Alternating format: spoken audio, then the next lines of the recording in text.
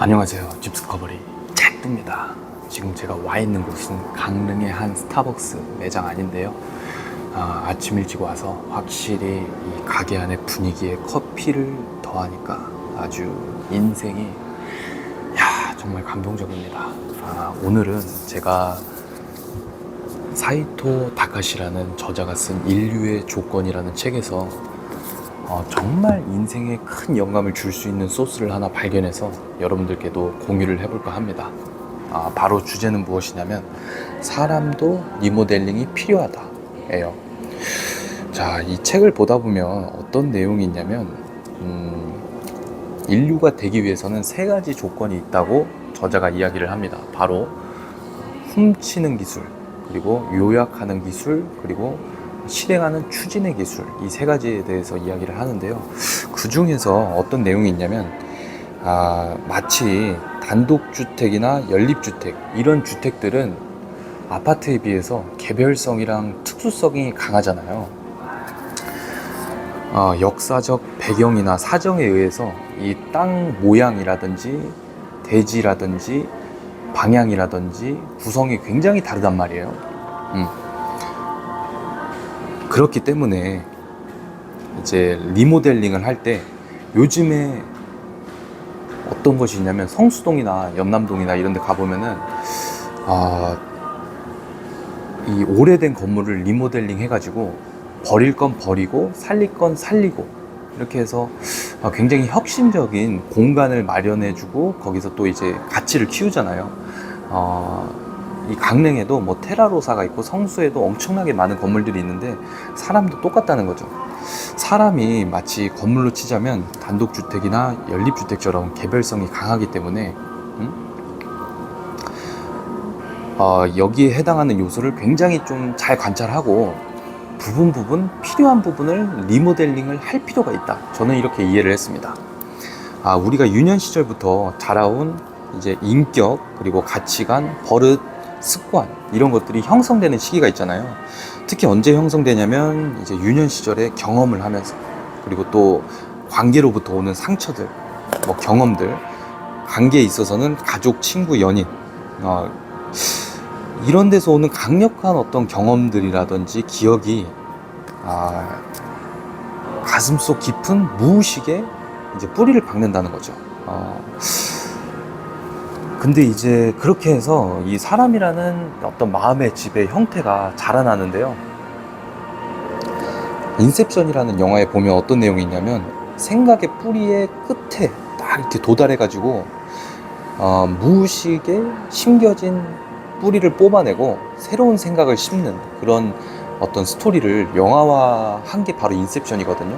정말 제가 한 3번 이상 본 유일한 영화인데 그 영화처럼 사람도 마찬가지라는 거죠. 사람을 집으로 비유하자면 그 사람 속에 어린 시절부터 형성돼서 마음속 깊이 형성되었던 무의식 속에 좀 리모델링할 부분이 필요하다면 마인드나 버릇, 습관, 그리고 생각, 이런 뿌리에 리모델링을 할 부분이 필요하다면 과감하게 오로지 그 사람이 자라온 어떤 스타일, 환경, 그런 거를 고려해서 뽑을 건 뽑고 심을 건 심고, 이런 사람 마음 리모델링이 필요하다, 이런 인사이트를 얻었다는 거예요. 자, 예를 들어서 이 전체적인 관점에서 보면은 내가 내 자신을 잘 들여다보면 알 수 있거든요. 발전시킬 수 있는 버릇이 있어요. 이런 거는 여러분들이 이제 살리시면 좋고요. 그리고 이제 집들도 보면은 누수라든지 결로, 곰팡이, 뭐 구조, 뭐 이런 거에 있어서 이런 거는 조금 개선이 필요한데, 이거 가만히 두면 안 될 것 같은데, 이런 부분들이 있잖아요. 하물며 이렇게 진짜 건물들도 여러분들이 들어가서 직접 보면 정말 관리가 안 돼서 안타까운 집들도 있고, 너무나 관리를 잘해서 오랫동안 보존이 잘 되고 너무나 그 가치가 아름다운 그런 집들도 있단 말이에요. 그리고 대규모 건물 같은 경우에는 훨씬 관리가 잘 되죠. 비 오는 날에 비가 오는지도 체크하고, 인테리어서부터 여러 가지 하여튼 체계적이고 구체적인 관리를 한단 말입니다. 그것처럼 사람도 뭔가 자신은 알지 못하지만 살면서 자기가 느낄 거 아니에요. 이 부분이 내가 좀 개선할 필요가 있는 것 같아. 이 부분이 조금 바꾸고 싶어. 문제가 있는 것 같아. 이런 부분이 있다면 제거하거나 보수하거나 보완하는 과정이 필요하다는 거죠. 근데 이때 중요한 것은 사람은 아파트가 아니잖아요. 하물며 건물도 아니죠. 하지만 우리가 여기에서 파악할 수 있는 핵심 인사이트는 사람의 마음속에는 굉장히 독창적인 그리고 개별적인 요소가 있기 때문에 오로지 자기 자신만이 가장 정확하게 그 부분을 파악할 수 있고 조금 도움을 줄 수 있는 사람이 있다면 이제 전문가가 있을 수 있죠. 좀 전문가의 도움을 얻어서 내가 독창적으로 키울 수 있는 나만의 장점은 살리고 단점이라든지 뽑고 싶은 어떤 뿌리라든지 이런 거는 좀 뽑는 그런 리디자인을 해보면 어떨까 싶습니다. 특히 우리 한국에서 자라나는 여러분들과 제 특성상 우리가 자동차로 치면은 점검을 할 시간이 상당히 많이 부족하다는 걸 여러분들도 느낄 거예요. 왜냐하면 살기 팍팍하기 때문에 살아가기 바쁘잖아요. 자동차도 하물며 100km로 10시간 이상 엔진을 계속 밟는다고 생각해봐요. 당연히 망가질 수밖에 없겠죠. 하물며 그런데 사람은 어떻겠어요? 쉬지 않고 일하고 내를 휴식하지 못하고 나를 돌보지 못하고 어떤 거를 개선해야 될지 생각하지 못하면 당연히 정신적으로 망가질 수밖에 없습니다. 그래서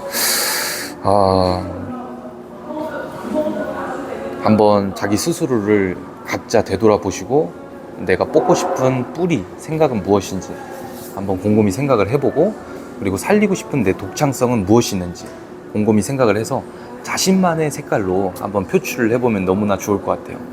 마치 우리가 예술을 보면 알 수가 있다고 생각하거든요. 반 고흐나 세나라든지 여러 명작가들의 그림을 보면 어떤 그림을 그려도 그 사람이 보여.